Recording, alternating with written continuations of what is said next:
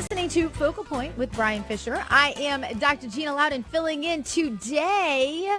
You know, it doesn't always turn out like you hope when you think you're raising a child to believe what you believe. And in my dad's situation, that's precisely what happened. He raised up a firebrand conservative that he probably didn't intend. In fact, he would tell you he didn't intend it at all. And it's funny because we spent days in his office listening to Paul Harvey debating the issues. He and I would debate the issues after Paul Harvey was on the air.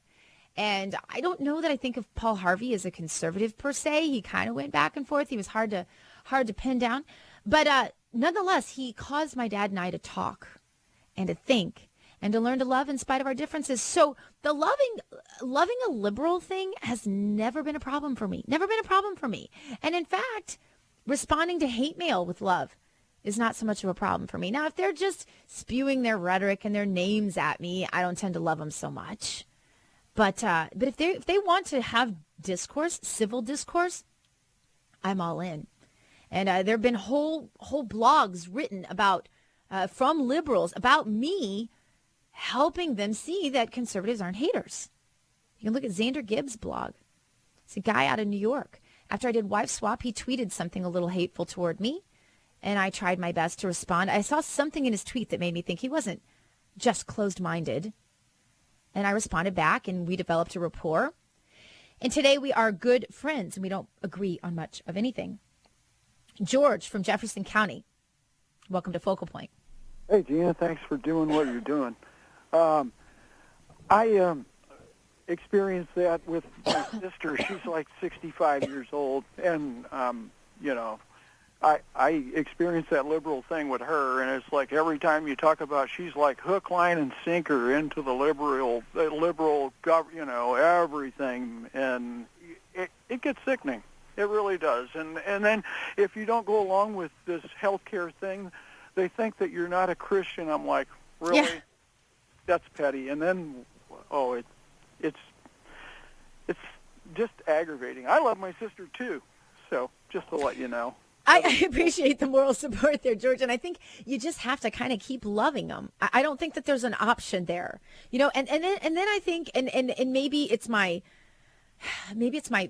faith underpinning that brings me here, but I kind of think part of this is God's work, not our work. Like, we have to first love, and we have to not compromise convictions, as I said. So please, nobody misunderstand me for saying that. I don't want that phone call. You can disagree with me all you want. Just don't call and say, you're talking about compromising convictions. No, I'm not.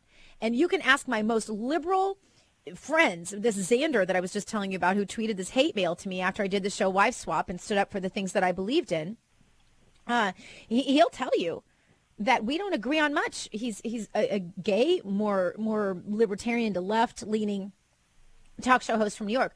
But I don't have to compromise my convictions to love him and to be his friend. And he said that as a result of that, he has changed his opinions on conservatism and on his faith and on a lot of other things. So I'm game for that. That's what works. So, George, I appreciate your call. Andrew calling from Albuquerque. Hello? Got Andrew? Hello. Hey, how are you? I'm good. How are you? I'm great. I wanted to talk about cognitive dissonance because in my mind it's holding two contradictory views and then having the mental anguish or uncomfortability because of that. Right. The idea that an atheist or agnostic, and an atheist is saying I don't believe in something and an agnostic is saying I don't know, right, suddenly have cognitive dissonance because they don't agree with your religious views doesn't make that much sense, especially when your religious views oftentimes disagree with science. And that seems to be more an example of cognitive dissonance than them. No, actually, you're completely mistaken. My religious views don't disagree with science at all. My religious views disagree with the politically correct definition of what many would impose as science. But actually, my religious views don't disagree. The vast majority of people that are in the scientific fields and physicists, geneticists will say, hey, this is how old the Earth is. This is the origin of this species, etc., and you're going to say that they're just being politically correct? Absolutely. Did you happen to watch the debate between Bill Nye and Ken Ham the other evening? Yes, I did, and it was pretty amazing that Ken Ham would say, hey, there's a star that we see going supernova that's hundreds of thousands of light years away, which means that it happened hundreds and thousands of years ago, yet the universe is only 6,000 years old. That's pretty amazing. Yeah, I thought Ken Ham described it actually pretty well when he talked about the observational science that many scientists today want to base things on. And don't ever forget this, Andrew. And if you want to be naive to this fact, you can go right ahead. But don't ever forget this. There's a lot of money behind science. And I know this. I have master's degrees and PhDs to prove it. And I can tell you there's a lot of money behind science. And a lot of the data that comes out is sponsored data. It is paid for. And so I'm interested not in that data. I am interested actually in the data that is procured by scientists who are actually looking for truth. And all you have to do is look as far as the concept of global warming and the whole green movement that has fictitiously stirred the soul of America, thinking we're headed to this great crisis that never happened and never will happen and has been entirely debunked by the same scientists now to know that sometimes science isn't exactly what it's trumped. Thank you for your call, Andrew. Ronnie calling from New Mexico. Ronnie. Do I have Ronnie? Hello. Hello, Ronnie. Yes, you're on the air. Welcome to Focal Point. Thank you. How's your day going today? Oh, it's going really well. Go ahead. What's your thought? Yes, ma'am. I just wanted to agree with you about the way you disagree with your father, because that's the way I am with my sisters. When it comes to religion and things, and when it comes to God, we have an argument because some of them are Catholics, some of us are Christians, and it's just like in the political world. Everybody else, like my brothers and my sisters, we're all coal mining people, and they're Democrats, and I'm an independent, but they think I'm a Republican because I didn't vote for Obama.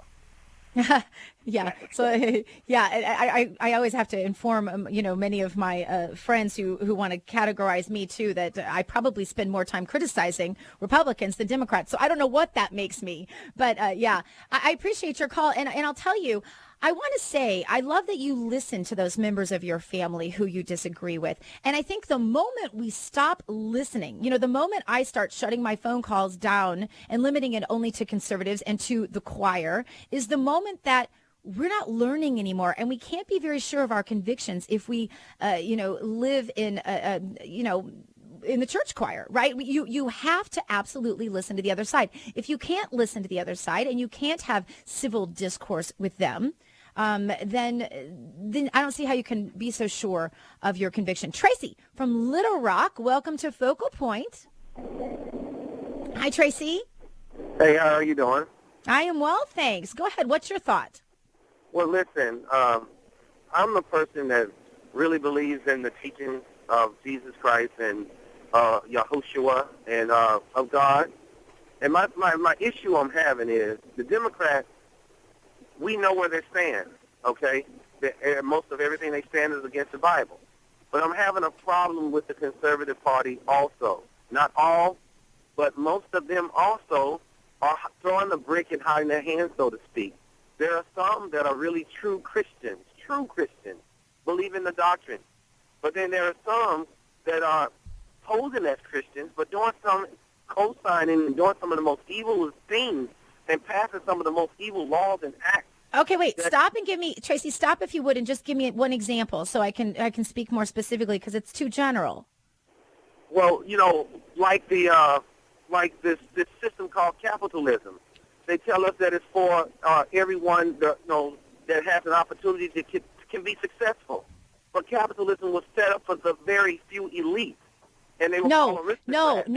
Oh, you, my friend. Let me talk to you for a moment about the miracle of free market. The free market is so amazing, and I don't love the word capitalism. I'm not ashamed of it. I don't have a problem with it, but I prefer the term free market, because if you and I don't control the economy, then government and the elite control the economy. And let me give you one statistic to back up what I'm saying. You would probably think that most of the Fortune 500 companies gave to the right side of politics. In fact, disproportionately, the Fortune 500 companies, the extremely elite rich that you're talking about, they give to the left side of politics, my friend. It is not true. And the reason they do is because they want to continue to control it. When you and I, we the people, have a free market, yes, capitalistic economy, we control the market. Okay. When the government Okay, controls it, we lose our power. Please don't let them lie to you about this, because you are believing a lie right now. Well, Go ahead. For the sake of time, I'll end it right there because you have to get to other callers. But the information and research that I've been doing for years and stuff, the Hungarian dialecta and all these things, and the New World Order and all this other people call conspiracy theories, all this stuff is true.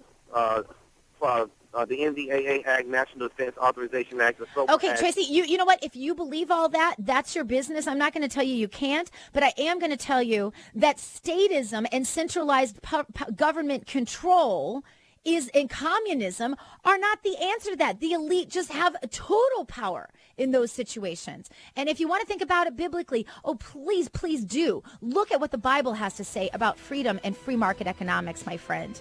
I really appreciate your call. I would love to continue this dialogue with you, and I invite you to find me on Facebook or Twitter, or also on drginashow.com. I have been absolutely honored to get to spend this time with you today. I want to thank everybody, the AFR crew back in Tupelo, that awesome Reed family, Brian Fisher for allowing me to have his microphone for the day, and I'd like to thank you for listening. I am Dr. Gina Loudon, and it has been an absolute pleasure and honor to be with you today. You go boldly now and live the truth. Thanks for joining us.